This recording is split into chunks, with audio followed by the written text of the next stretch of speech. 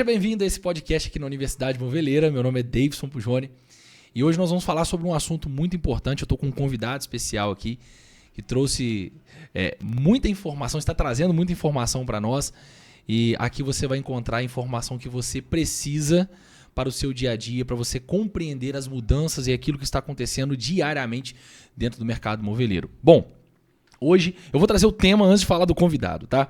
Hoje nós vamos falar sobre a jornada do balcão à nuvem. Nós vivemos num momento de muitos avanços tecnológicos. A tecnologia está avançando cada vez mais rápido.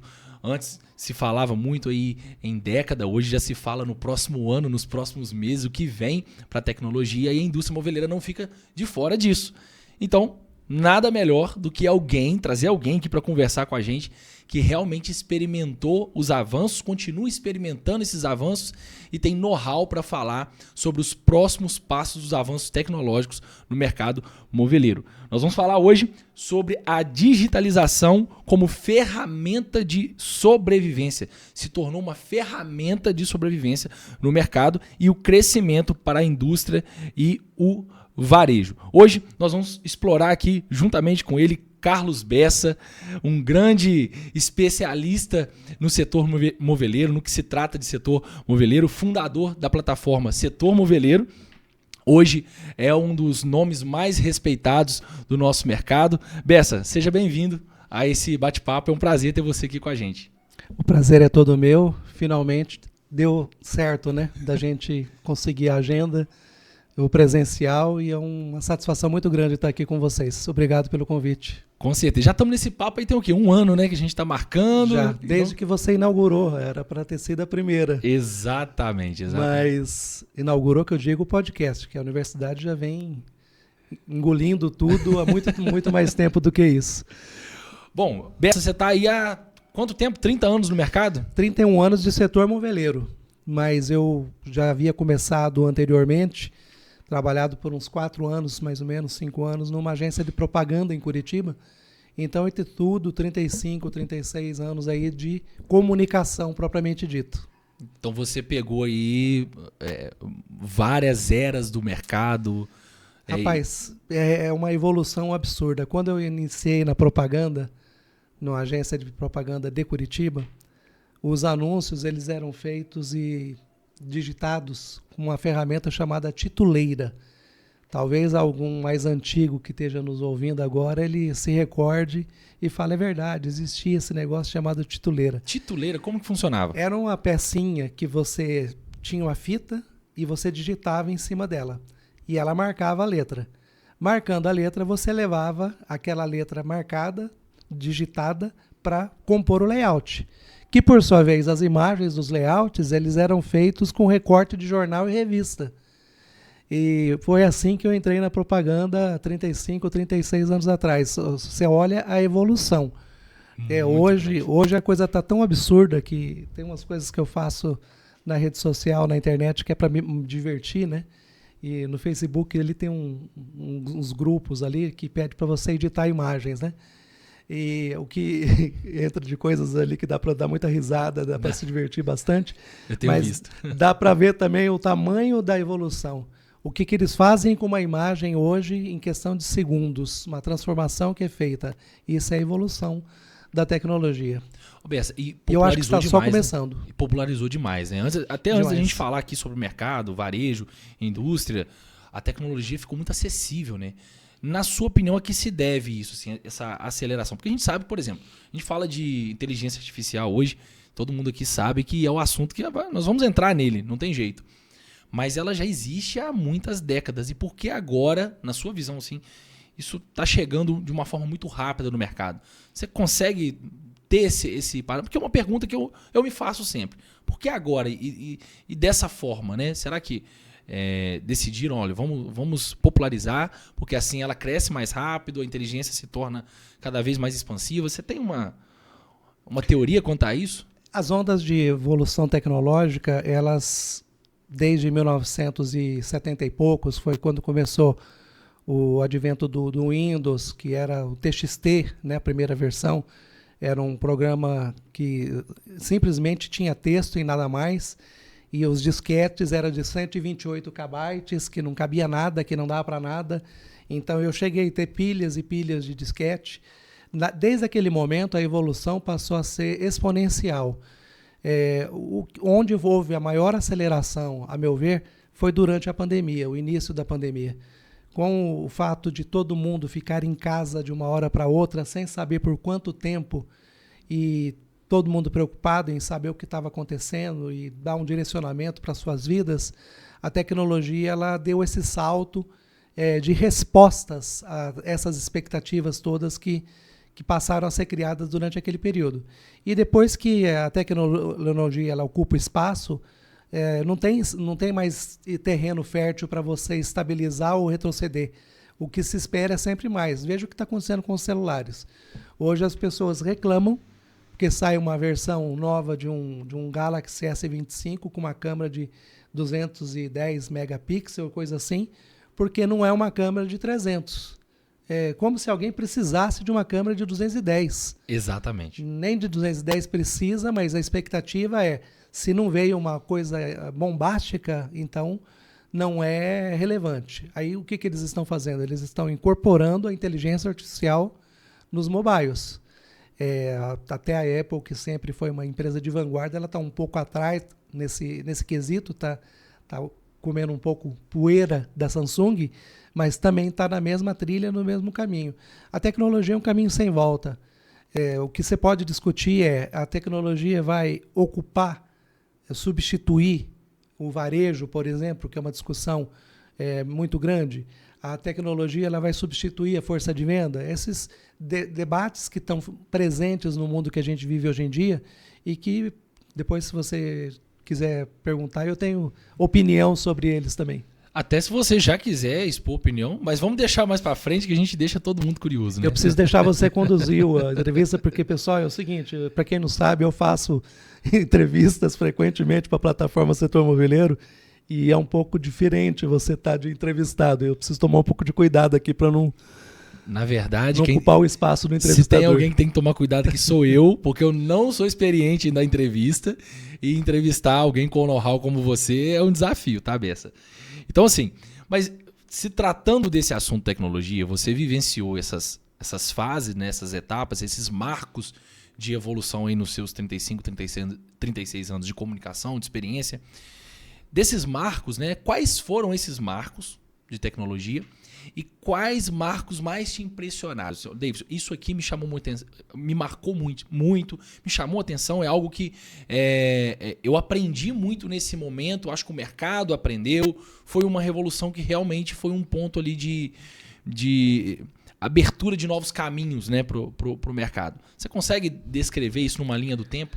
Com certeza, talvez até os pontos sejam muitos de relevância, mas eu vou tentar me concentrar em 2, talvez, quem sabe, até 3, para a gente ter um pouco mais de objetividade no nosso bate-papo aqui. O primeiro, sem dúvida, foi a inovação que representou o Windows 95, que sucedeu lá o TXT, né? Que era um programa da Windows que simplesmente tinha letras e mais nada. Ele operava naquele formato MS-DOS, né? Microsoft DOS. Quando surgiu o Windows 95, com as janelas, houve uma democratização e uma ampliação muito grande do computador de mesa e, na sequência, vieram os notebooks também. Isso realmente foi um impacto assim, absurdo na história da comunicação. E o outro foi o surgimento das redes sociais. Surgimento que não foi de uma vez que veio tudo, né?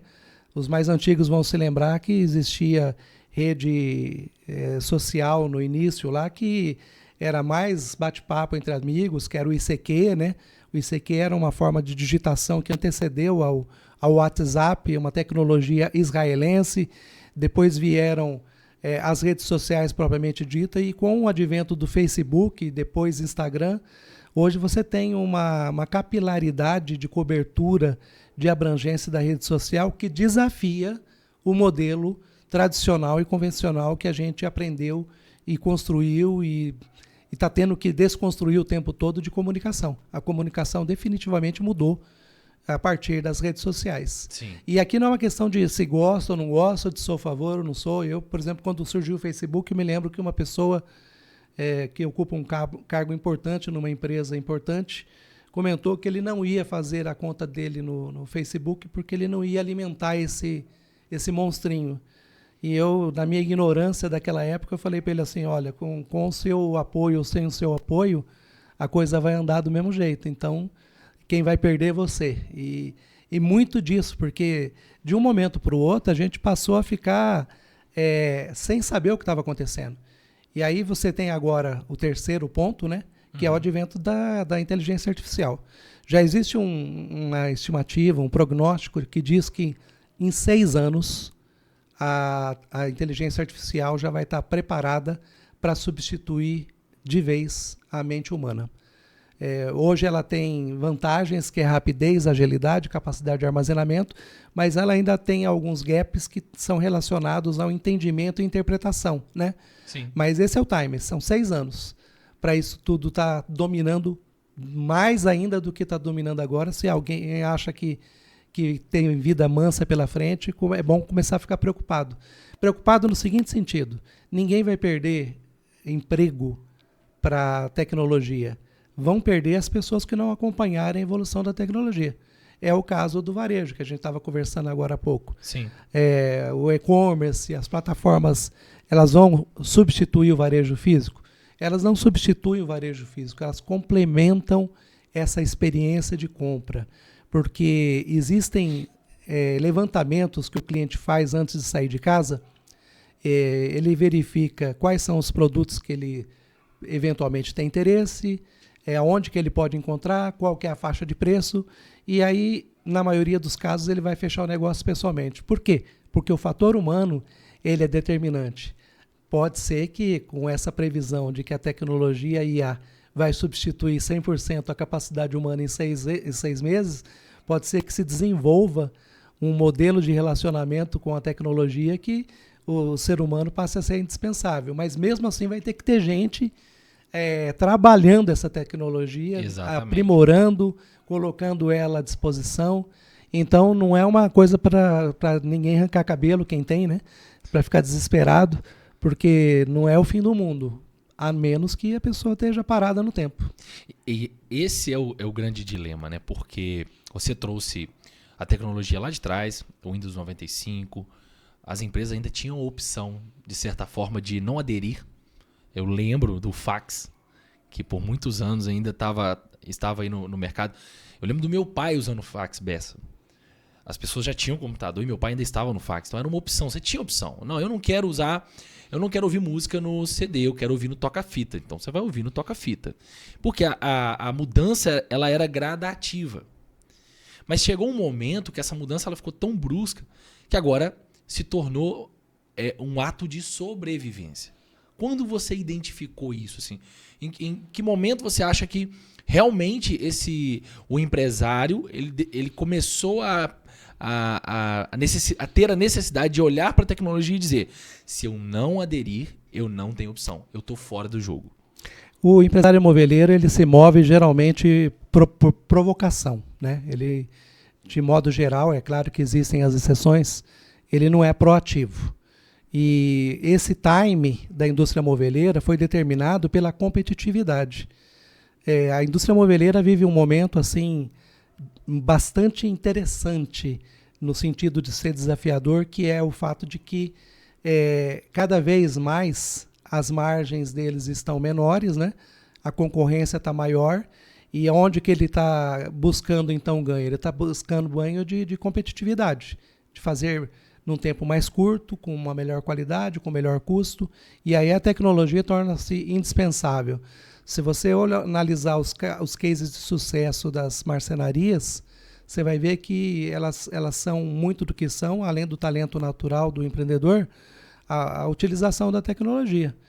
Ou se você vai hoje numa revenda numa cidade grande, principalmente como a Curitiba, que é a cidade que eu moro, você tem tudo à tua disposição lá. Você tem corte, você tem furo, e é tudo feito por tecnologia. Nada é feito na mão.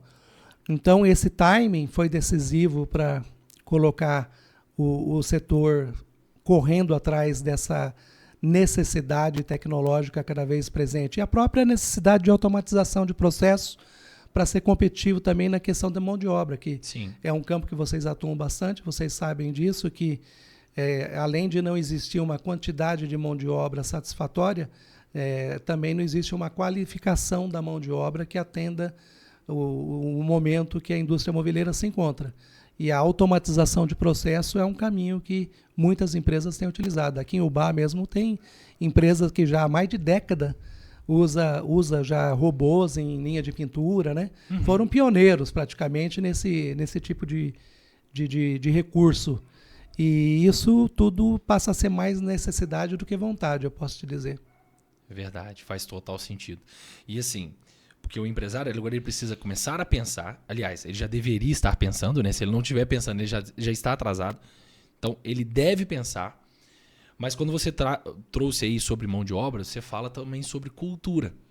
Porque não basta o empresário, seja ele do varejo ou da indústria, não basta ele ter a ciência da implementação da nova tecnologia. Ele precisa trazer isso para dentro da cultura organizacional. Sem dúvida. E ele tem que mostrar para o colaborador que a tecnologia ela não é uma ameaça. Ela vem para ser aliada nessa função. Como que o empresário ele enxerga isso e como ele deveria passar isso para a indústria, como cultura? Hoje o grande fator que compromete e prejudica o despertar do empresário moveleiro para a cultura empresarial e cultura organizacional é o fato de que ele está sempre correndo atrás do prejuízo, entre aspas, né? Sim. Não é um prejuízo real. O prejuízo é aquilo que, no sentido de que deveria ter sido feito e não foi conseguido ser feito, e seja venda, seja processo produtivo, seja o que for. Falta para ele um pouco de planejamento para anteceder essas etapas que são fundamentais e necessárias para que ele passe a não correr mais atrás, mas sim correr na frente e, inclusive, formar liderança, né? Formar conceito dentro da cadeia moveleira como referência dentro desse tema tão importante e tão significativo. Então, a cultura empresarial e a cultura moveleira é um ponto que a tecnologia, com certeza, vai obrigar essas empresas a se despertarem com mais agilidade para isso. Porque essa mesma tecnologia que está disponível para A, está disponível para B. E aí um começa a fazer uso e o outro não começa a fazer, esse que não fez uso, ele fica para trás. E aí a tecnologia nas suas mais diversas formas, né? Seja na forma de marketing, de comunicação, seja de processo produtivo, seja do que for. Perfeito. E assim, se ele vai implementar, ele tem dois caminhos. Ou ele vai aprender, ou ele vai contratar quem sabe. Ou ele vai colocar a mão na massa, que não é o ideal, que a gente fala aqui na Universidade Moveleira sempre, ou ele vai precisar trazer treinamentos, consultorias, ele vai precisar trazer pessoas que estão vivenciando essas mudanças todos os dias, trazendo... Eu tenho um empresário que ele fala uma coisa que é muito interessante. Ele diz assim, ele falou... Uma vez a gente estava junto, Carla e tal, e ele falou com a Carla assim, Carla, sabe por que eu sempre trago consultores e treinadores, pessoas para dentro da minha indústria? Porque eles estão no mercado. Eles estão olhando lá para fora, eles estão em outras indústrias, em outras empresas, eles estão vendo a tecnologia acontecer. E é o grande dilema do empresário, porque ele está no dia a dia e ele está pensando ali, preciso vender, preciso faturar, preciso olhar minha margem de lucro, eu estou com um problema no estoque, eu tenho que contratar, eu tenho que demitir, principalmente quando o empresário é menor, né? Ele tem uma empresa menor. Então, se ele vem com esse apoio agora, obviamente ele consegue sair na frente. Mas a pergunta que fica dentro desse cenário, que o empresário fica entre entender de tecnologia ou contratar alguém para ajudá-lo nisso, como que anda o mercado de consultoria em relação a isso? O mercado está preparado para atender o empresário moveleiro, para preparar o empresário para essas mudanças, ou também é novo isso para o mercado de consultoria? O mercado de consultoria ele já existe no segmento especificamente moveleiro, que é o nosso foco, já há muito tempo, né? Desde quando eu entrei no setor moveleiro, há 31 anos atrás, já existiam consultores que atuavam e atuam, alguns até hoje. O que eu noto é que a necessidade ela faz com que o empresário busque mais e dê mais ênfase para esse tipo de necessidade atendida. E, muito embora eu também percebo que muitas das consultorias que eles priorizam, enfatizam, estão em processo produtivo, o que é um conflito, porque o nosso empresário moveleiro, ele é, acima de tudo, um profissional de chão de fábrica. Verdade. E na medida em que ele entende que ele precisa contratar uma consultoria para melhorar o seu processo de produção, eu entendo que há uma evolução aí, que é a primeira, e vão ser sentidas e vão acontecer também depois na sequência nos demais campos, principalmente voltado à gestão, treinamento, qualificação de equipe de vendas, de mão de obra propriamente dito, porque ele não sabe fazer isso, ele não tem essa cultura. Até o chão de fábrica ele tem. Ele se formou fazendo isso e a gente costuma brincar, né, que eles enriqueceram fazendo isso, então eles sabem fazer. E mesmo assim eles contratam. Eu acho que é um bom indicador, é um bom sinal. Essa crescente. Você citou aí o assunto vendas, e a tecnologia está muito presente, né, cada vez mais na área de vendas. Como na produção também, nós vemos tecnologias, como você disse, robotizando, né, a produção, automatizando muita coisa. Mas como que o empresário hoje ele faz, se tratando agora de vendas, tá? Varejo ou indústria, como ele faz para integrar venda física e venda digital? Porque como tudo é muito novo, eu acho que também, de repente, para o lojista, hoje o lojista ele fala, né? O movimento na loja caiu, mas será que o movimento ele não mudou de lugar e ele não está acompanhando isso com a tecnologia? Como integrar a venda física à tecnologia? Você tocou num assunto muito interessante, porque talvez Ubá e região, se não for o lugar que tem mais e-commerce e B2C do Brasil hoje, é um dos que mais tem. E do jeitinho mineiro, né? Quietinho, silencioso, mas a gente sabe quem são e como eles estão. E, de fato, isso está acontecendo, sim. Muitas vezes existe uma migração do movimento. A pessoa ela vai no ponto físico para fazer uma pesquisa e, eventualmente, compra lá porque o atendimento foi bom, mas se o atendimento não foi bom também, ela já tem tudo para comprar online. E, às vezes, o prazo de entrega do online é mais rápido do que o prazo de entrega da loja física. Quando não, até o próprio preço, às vezes, dá diferença. E como é que lida com isso? Esse é o grande desafio. Aí está o X da questão. Isso não é a expertise do moveleiro. A expertise do moveleiro, a não ser que ele desenvolva, ele tem toda a capacidade e competência para desenvolver isso, mas, de modo geral, a expertise dele é para processo de produção, processo produtivo. Então, o que eu vejo? Eu vejo que existe um campo muito grande para empresas que prestam consultoria, assessoria, treinamento, para se desenvolverem e desenvolverem talentos e formarem equipes vencedoras dentro do setor moveleiro. Qual que é o desafio que eu acho? O desafio é, como isso não é o core business do moveleiro, ele tende a buscar soluções milagrosas. O que é a solução milagrosa? É aquela palestra que faz o sujeito chorar, ele chora, ele abraça, ele faz regressão, volta não sei quantas vidas, aí ele volta para a linha de frente dele, 2, 3 dias, 4, 5 no máximo, ele já voltou ao normal, porque aquilo foi um tratamento de choque, e aquele tratamento de choque não funciona. O que funciona é método e processo. E eu vejo muitas vezes o industrial moveleiro ainda procurando essas soluções mágicas, né? A gente conversa assim e vê que, às vezes, você vê que o perfil da empresa é para uma consultoria de qualificação e treinamento, de gestão, de vendas, de formação de liderança, etc. Mas o que ele quer? Ele quer uma palestra. Ele quer uma palestra que transforme a vida da pessoa. Podia ir numa igreja universal do Reino de Deus, talvez saísse transformado também, ou não, né? Dependendo da vertente, da experiência de cada um, mas não é isso que resolve, não é isso que funciona. O que funciona é método, processo, repetido e acompanhamento, né? Porque nada que você não consiga acompanhar, medir, não pode ser feito um bom resultado disso. Fantástico esse pensamento, isso que você trouxe, porque é justamente nesse ponto de crescente, a gente abre o Instagram, hoje o que nós vemos são milhares de treinadores na internet prometendo, e aí o empresário, é um bom sinal, é o que você trouxe, ele está querendo investir, ele está buscando, muitas das vezes não sabendo onde buscar. Mas você trouxe uma fala que é real. O que transforma é método, processo, repetição. E o que engaja o colaborador é a ciência, é o conhecimento de que se ele fizer aquele processo que está dentro de um método, ele vai ter o resultado. E se ele tiver o resultado, a empresa está mensurando, está medindo isso. Isso que engaja. Então, mas enquanto o nosso empresário estiver procurando alguém que faça a equipe dele chorar... Exatamente. Né? Aqui na Universidade Moveleira não vai encontrar, não.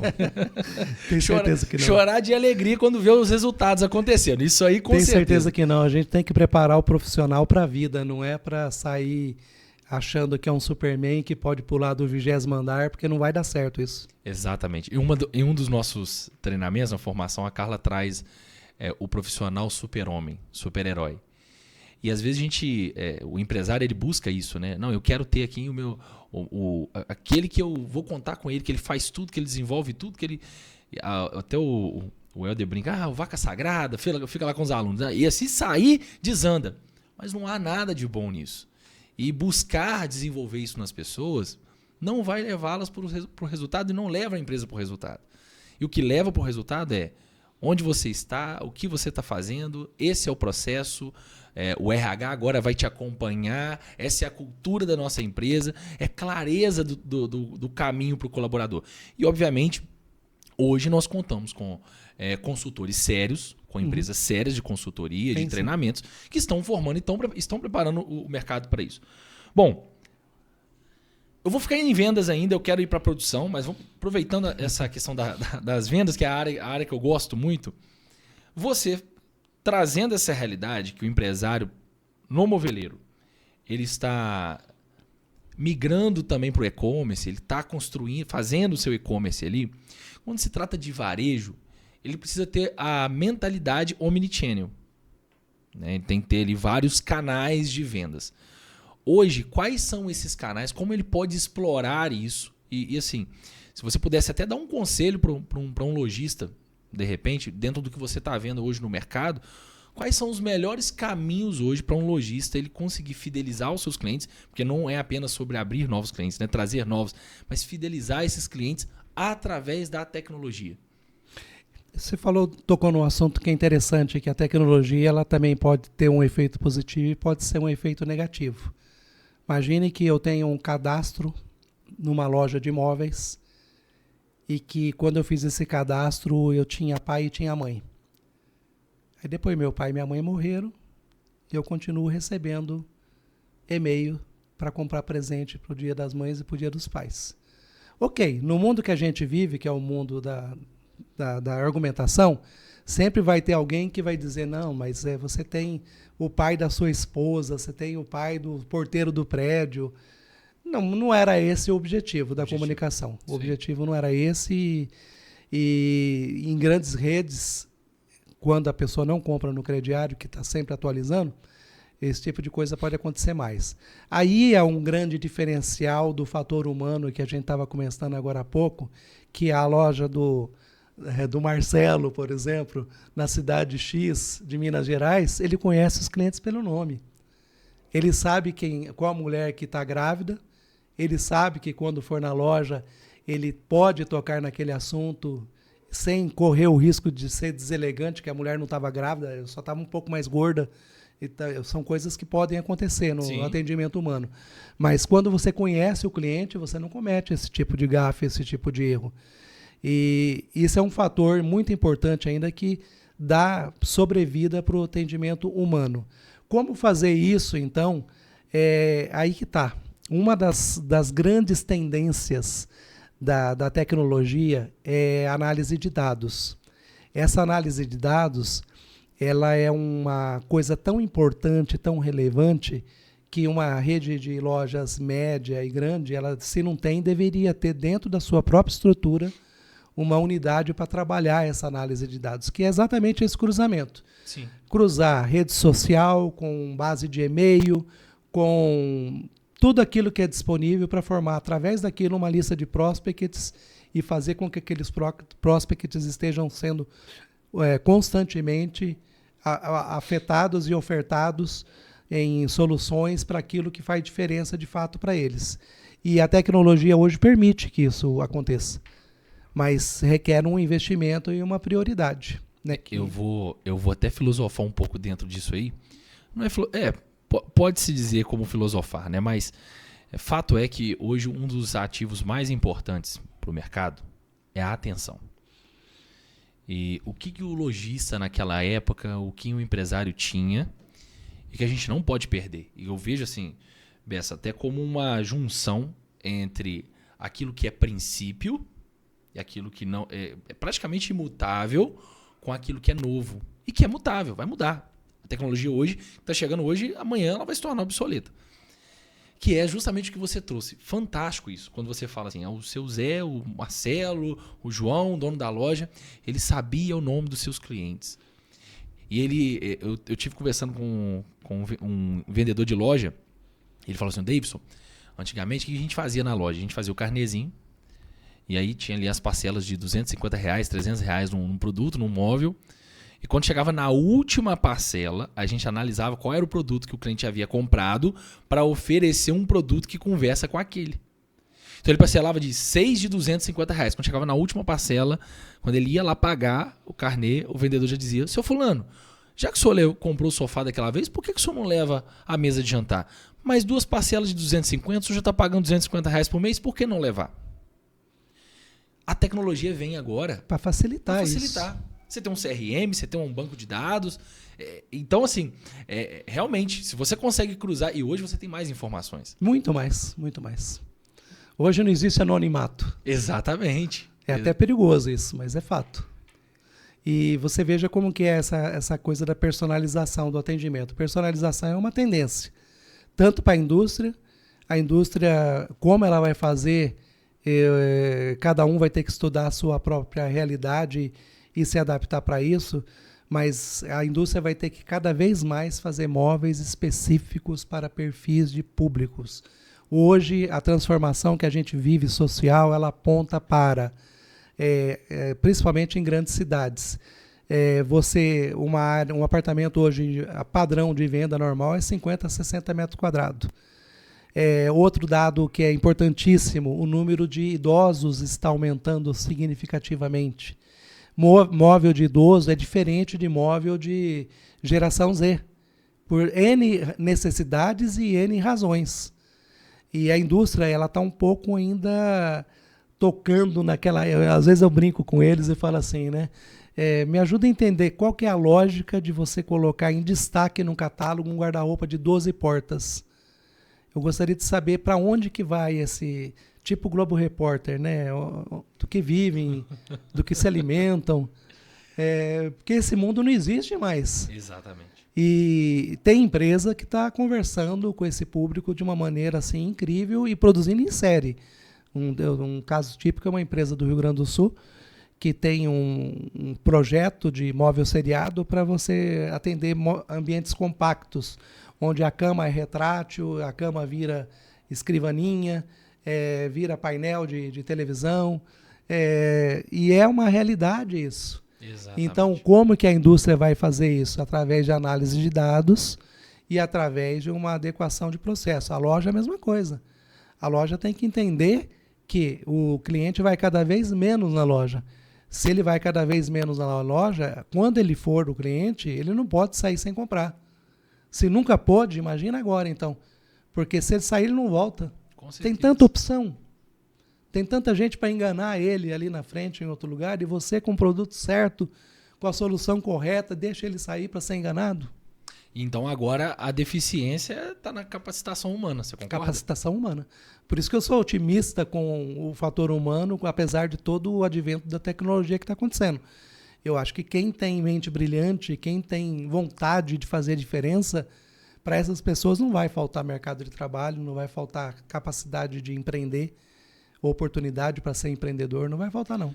Vou fugir um pouquinho do assunto aqui. Você acha que a concorrência está menor? Não. Eu tenho 29 anos. Você acha que eu tenho menos concorrente do que você na sua época? Não, você tem mais concorrente do que eu na minha época. É. Só que, por outro lado, você tem que fazer um funil, né? Essas pessoas de 29 anos, quantos empreendedores... E aqui em Ubai é difícil fazer esse tipo de pergunta, porque Ubai é um lugar que tem muito empreendedor. Verdade. Eu fico impressionado com a quantidade de gente que empreende nessa cidade. E eu acho até que é motivador para mim, sabe? Mas se você fizer um funil de quantas pessoas de 29 anos tem que estão tão preparadas quanto você vai ter menos gente do que eu tinha na minha época, quando eu comecei. Por quê? Porque existia um regime muito... Então a concorrência, para mim, ela é menor. Para você é menor porque você está preparado. Entendi. Você tem uma quantidade maior de pessoas disputando alguma coisa no momento, mas a qualificação, você sabe que a qualificação é duvidosa, né? Sim. Existem as mentes brilhantes, existem, mas a maioria está interessada em pagode, cerveja, churrasco, e isso é um aviso de oportunidade para quem está querendo fazer a diferença, né? Exatamente. Na minha época, não. Na minha época, quando eu comecei, você já tinha muito definido quais eram as classes sociais. Era uma coisa assim, meio tipo Índia. Ou você era da elite ou você era do baixo clero, né? E você tinha que sair do baixo clero para fazer diferença, concorrendo com gente que fazia escola particular, que estudava inglês, que estudava francês, que estudava capoeira, que estudava tudo que você puder imaginar, aquelas pessoas estudavam. E a gente tinha, quando muito, a rede pública de ensino. E, nesse sentido, a concorrência era mais difícil.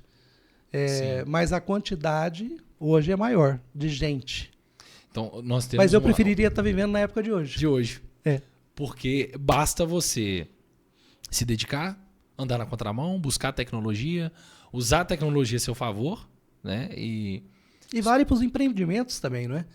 Tem muito empreendimento, tem muito empreendedor, mas você precisa ver também quantos estão trabalhando dentro dos preceitos que devem ser utilizados para fazer uma empresa dar certo. Sim. Perfeito. E tem mentes brilhantes, viu, hoje em dia. Eu vejo aqui em Ubai, eu vejo nos polos moveleiros para onde eu vou, mas tem espaço. E dentro da indústria, Bessa, quando você acha que a tecnologia ela começa já a se tornar um diferencial? A tecnologia na indústria? Dentro da indústria, no chão de fábrica. No chão de fábrica é ser competitivo. Eles precisam produzir muito num tempo curto, com boa qualidade, e se não tiver uso de tecnologia, entendimento de tecnologia, tem até uma leitura interessante, né, a respeito disso. Às vezes você coloca 1 milhão, 2 milhões, 3 milhões numa máquina para produção moveleira. E, às vezes, a pessoa não dá tanta importância na pessoa que vai operar aquela máquina. Mas se ele tiver uma Ferrari de 500 mil, 1 milhão, ele não dá para um manobrista qualquer. Exatamente. E isso é uma coisa que me chama a atenção, né? É óbvio que o que eu estou falando não é regra, né? Existem as exceções. Sim. Mas uma pessoa que lida com um equipamento tão caro quanto que você tem, que busca exatamente te fazer ser competitivo, merece um treinamento, uma qualificação à altura do equipamento que ele está operando. Porque se ele fizer qualquer coisa errada lá, ele está comprometendo a tua produtividade, a rentabilidade e até a própria insatisfação do cliente que não vai receber o produto no tempo. Exato. E hoje está assim, né? A indústria ela é o pulmão e ela é o estoque do varejo. O varejo não tem estoque, com raras exceções. Principalmente com essa crescente agora dos e-commerces, muitos e-commerces estão colocando seus estoques dentro da fábrica. Então, a empresa... É uma forma de ser competitivo também no e-commerce, porque a margem dele também é muito pequena. Exatamente. Se tratando de tecnologia, você começou aqui falando lá do início, que agora eu nem vou lembrar mais o nome do aparelho, né? Se eu posso falar, não sei se eu posso... Tituleira. Tituleira, era a tecnologia da época. Era. E você é o fundador do portal Setor Moveleiro, que está presente no digital, correto? 100%.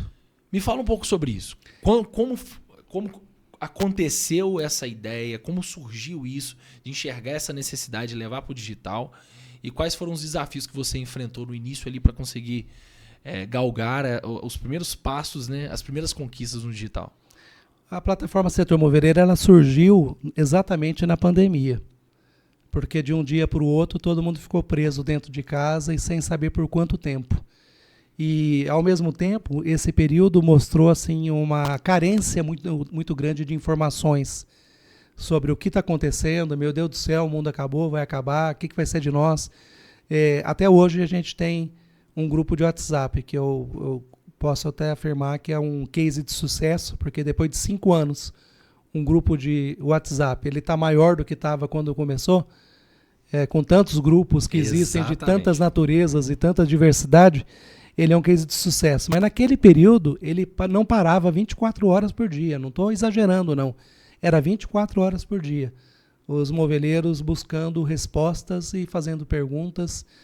E esse foi um ambiente que favoreceu o surgimento da plataforma Setor Moveleiro e razão pelo qual faz todo sentido ela ser totalmente digital, né?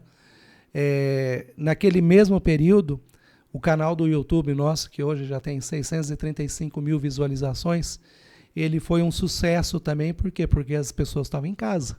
Sim. Não estavam trabalhando, ou se estavam trabalhando, não estavam podendo ter contato com gente. E aí o que as pessoas iam fazer? Ia buscar informação e assistia os canais da plataforma Setor Moveleiro.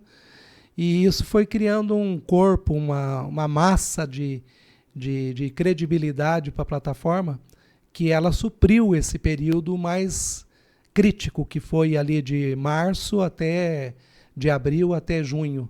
Junho já estava tudo normal, já tinha empresa batendo recorde de venda, nunca tinha vendido tanto na história, mas isso até chegar nesse estágio, teve muito, meu Deus do céu, e agora? O que vai ser de nós?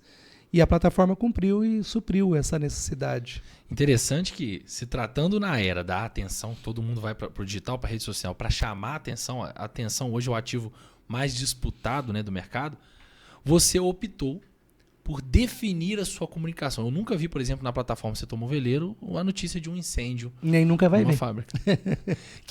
que uma manchete, por exemplo, que atrai da a audiência. atenção. Da audiência. Nem caminhão que quebrou e que foi pego sem nota. Porque o nosso foco é assim, a gente leva a informação que ajuda o empresário a tomar decisão assertiva, que ajuda ele na estratégia. Uhum. Esse tipo de conteúdo, eles não agregam nada, é um ponto. Segundo ponto, eles levam uma surra do WhatsApp absurda. Verdade. Quem publica esse tipo de informação, quando publicou, a pessoa até vai acessar quem publicou para ver se bate com a informação que ele leu no WhatsApp, mas a gente já viu, já ficou uma informação velha. E eu passei a ficar meio exigente com esse tipo de coisa, de agilidade e rapidez. A ponto de que a gente, para fazer cobertura de feira atualmente, nós só fazemos em tempo real. Nem a semana que vem não é durante a feira. Durante a feira. Por quê? Porque na semana seguinte daquela feira já tem uma outra acontecendo, já estão se preparando para uma outra que já vai ser na outra semana, aquilo ali já virou história. Com certeza. A coisa está desse jeito. E o nosso foco, então, foi sempre priorizar a qualificação. Nós não temos, com certeza, o maior público, mas nós temos o mais qualificado. Perfeito. E vamos continuar nessa batida, não vamos mudar, não. E é interessante que quando eu comecei lá atrás buscar informações para o mercado moveleiro, ali em torno de 2021, final de 2020, estava voltando a me envolver no mercado moveleiro, a plataforma do Setor Moveleiro foi minha base de dados de diversos estudos que eu fiz, com informações confiáveis que eu buscava em outros locais e não encontrava, e eu consegui encontrar na plataforma Setor Moveleiro. Então, antes de te conhecer, eu já seguia a plataforma, já acompanhava justamente pela fidelidade, em saber que o assunto ou a informação ali ela é verídica.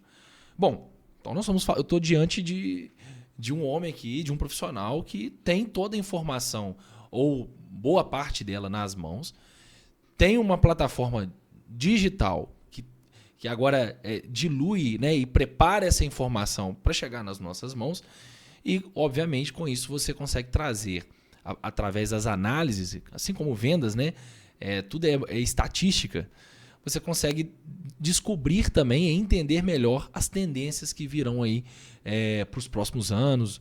E eu gostaria de ouvir um pouco de você também sobre isso. O que você enxerga de tendência para o mercado moveleiro ou até mesmo para o polo de Ubá para os próximos anos? Qual é a sua visão para o futuro? Primeiro eu quero deixar assim, bastante enfatizado que eu sou testemunha ocular da evolução que o polo moveleiro de Ubá tem atravessado nos últimos anos e décadas. Há 31 anos atrás, quando eu comecei a viajar para cá, você tinha uma realidade totalmente diferente do que existe hoje. Tanto em termos de indústrias, base de indústrias instaladas, como tecnologias empregadas, como mentalidade dos empresários, mudou demais. Então, isso é um fator muito importante para ser destacado. Tendência, se a gente fala que a tecnologia é uma mão sem volta, que esse caminho não tem volta, a tendência cada vez mais é quem dominar a tecnologia, o uso da tecnologia. Você não precisa ser um programador como eu, jamais vou conseguir fazer uma programação. Eu posso conseguir fazer por IA, mas eu, Carlos Bessa, sentar e montar uma fórmula para fazer uma programação, eu não vou conseguir porque não é minha praia. Mas se eu dominar a forma como se faz e o que se busca e o que é possível trazer de resultado daquilo, isso vai ser garantia de longa vida para quem tiver isso de posse nas mãos. Tanto faz para a pessoa que tem perfil, você sabe que tem pessoas que têm perfil para ser empregado. Sim. Não tem nada de mais, nada de errado nisso. Ele pode ser a vida inteira um ótimo empregado, vai ser feliz, vai se realizar e está tudo certo. Essa pessoa, se ela souber fazer o uso da tecnologia, ela está garantida. O empreendedor estará garantido se ele fizer o uso da tecnologia. O próprio empresário, o lojista, todos que integram a cadeia. Essa é uma tendência muito forte e irreversível que passa por personalização. Cada vez mais o atendimento vai ter que ser personalizado. Eu não posso atender, eventualmente, se a Universidade Moveleira fosse meu cliente, eu não posso atender a Carla e o Davidson da mesma forma, porque embora eles falem a mesma língua e reproduzam a mesma cultura, uma pessoa tem determinados pontos que são fáceis de serem trabalhados e outras têm outros que não têm. Então a linguagem tem que ser individualizada, personalizada. Isso é fundamental para a garantia de qualquer sucesso. Isso vale para a vida pessoal, relacional, vale para tudo. Se as pessoas conseguirem atingir esse nível de excelência, vão estar dentro da tendência e do caminho que o futuro reserva aí para quem está investindo. Investir muito em qualificação, treinamento o tempo todo, aquela coisa assim, mas eu preciso descansar um pouco também, eu preciso ter vida. Ok, não tem nada de errado a pessoa querer ter vida, mas se você parar para pensar que enquanto você está tendo vida, pode ser que tenha alguém que está chegando num ponto que você não chegou ainda, talvez isso te desperte para a necessidade que você tem de deixar para viver um pouco mais depois. Tem a hora do esforço, a hora da colheita, né? E tem a hora de você colher aquilo que você plantou. O que não dá é para inverter a ordem, né? Depois de velho querer produzir feito um jovem, ou um jovem querer ter um estilo de vida de um aposentado. Porque a conta não fecha. O jovem hoje ele tá buscando resultado muito rápido, né? Tá tem as duas coisas, né? Tem o que quer o resultado rápido, mas também tem aquele que não quer abrir mão da qualidade de vida. Exatamente. E aí o não jovem está errado nem entrar... certo. Não tem certo, não tem errado. Tem escolhas. Sim. Cada um faz uma escolha e é responsável pelas escolhas que faz, né? Mas você, Carlos Bessa, se você pudesse aconselhar um jovem hoje, fez 18 anos, saiu da escola, ele tá se decidindo ainda entre uma faculdade, não sabe qual faculdade fazer, ele olha para o mercado moveleiro e pensa, não sei se eu quero ir para o chão de fábrica, se eu quero passar o processo ali e crescer. Qual o conselho que o Carlos Bessa daria para a juventude nesse momento? É bom dar conselho para os outros, né? A gente fica livre de não ter executado. Mas assim, primeira coisa, faculdade. Se a pessoa não sabe o que quer ser, a faculdade, para quem não sabe o que quer ser, é administração de empresas, que é um curso que deriva para qualquer lugar, para qualquer lado. Sim. Se você tem administração, você parte para qualquer lado. E importante para você ter um curso superior, para você continuar fazendo MBAs e etc, não parar nunca. Então, se eu tivesse que dar um conselho para um jovem aí iniciante, eu ia dizer para ele o seguinte, até os 40, 50 anos, você trabalha como um louco, como se fosse o último dia da sua vida, para você chegar nos 50 anos, você ter uma estrutura financeira e de conquistas pessoais que te permitam tirar o pé e aí sim viver a vida. Você vai ter muito tempo para viver a vida depois dos 50, desde que você tenha feito por onde, né? Se tiver construído um colchão. E se você tem pai e mãe que tem alguma coisa, esquece do seu pai e da sua mãe, é do seu pai e da sua mãe. Constrói o seu. Se tiver de vir alguma coisa para você um dia, vai ser muito bem-vindo, mas se não vier, você construiu a sua própria história, o seu próprio caminho. Perfeito, perfeito. Olha, essa conversa está sendo agregadora, está sendo riquíssima. E eu quero te agradecer já estamos chegando ao final. E eu quero externar aqui, em nome da Universidade Moveleira, a felicidade que eu estou em poder conversar com você. Confesso estar extremamente nervoso aqui, justamente por esse know-how que você tem com a entrevista. Eu não sei se você está me julgando aí na sua mente, tá, Bessa? Esse pessoal que costuma nascer em setembro, assim, é impossível não avaliar. Tá o tempo todo avaliando. Você já me avaliou aqui, né? Pois é, então. E eu tenho um problema muito sério com isso, e aí fica... Mas você saiu assim, muito bem. Obrigado. Você teve o principal fator que eu acho que é fundamental numa entrevista, que é a espontaneidade. Quem pergunta tem que ser espontâneo e quem responde tem que ser espontâneo, senão não dá sinergia com o público. Verdade, verdade. E assim, bom, hoje você está atuando, você tem a plataforma Setor Moveleiro, mas você também é consultor, você está atuando com consultoria. Me fala um pouquinho mais aqui, antes da gente encerrar, eu quero saber um pouco mais sobre os seus desenvolvimentos, seu trabalho, como que você hoje está agregando ao mercado também através das consultorias. A consultoria surgiu assim, sabe, Davidson? Como eu estou há muito tempo no setor moveleiro, eu sempre recebi perguntas e consultas. Por que você não trabalha com consultoria? Você não quer dar uma consultoria para mim? E eu sempre tive um fator de preocupação com relação a isso, que era assim. O que eu acredito? Eu acredito em método e processo. O fato de eu ter, ou qualquer outra pessoa, ter uma boa experiência de mercado, não garante que ela vai ser um bom consultor, porque se ela não tiver metodologia e processo, não vai levar a lugar nenhum.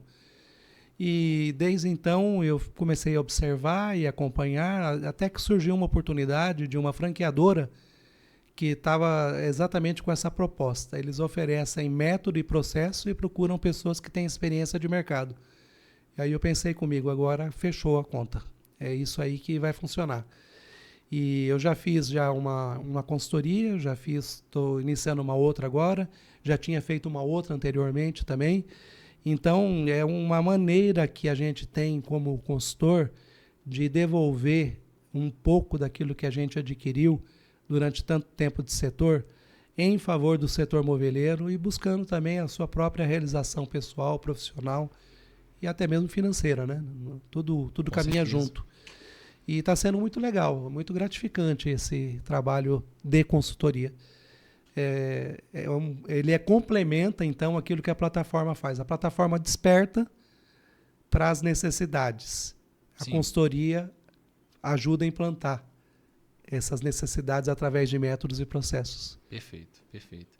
E como que o empresário faz para entrar em contato com o Bessa? Quero trazer o Bessa na minha empresa, fazer um diagnóstico, entender melhor os meus processos, trazer as mudanças para cá. Como que o empresário faz isso? Como é que ele entra em contato com você? Ele pode entrar em contato comigo através do telefone WhatsApp, que é o 41 992317402, ou mandar um e-mail também para o carlosbessa.consultinal@consultinal.com.br. Perfeito. Nós vamos deixar nos comentários desse vídeo aqui também. Isso, é carlos.bessa@consultinal.com.br. De uma dessas duas fórmulas, se você já conhece a gente pela plataforma Setor Moveleiro, tem o WhatsApp também da plataforma Setor Moveleiro, que é o 41 991420660. Você também pode mandar por lá. E o próprio e-mail, carlosbessa@setormoveleiro.com.br. Perfeito, perfeito. Vou pedir aqui a nossa edição, tá? Coloca no vídeo e depois a gente coloca nos comentários também para você, empresário, poder entrar em contato. Bessa, mais uma vez, muito obrigado. Eu que agradeço a oportunidade, foi muito bom estar aqui. Pena que demorou tanto, mas que bom que foi.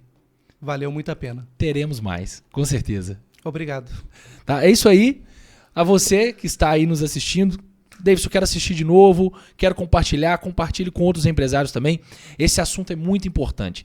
Tratar sobre o futuro da indústria moveleira é o que nos movimenta, é o que nos leva para frente. Olhar para frente com os mesmos princípios que nos trouxeram até aqui, mas agora com a tecnologia como aliada é muito importante. Então, até o próximo podcast. Um grande abraço. Nos vemos num próximo vídeo, podcast ou nos cursos da Universidade Moveleira.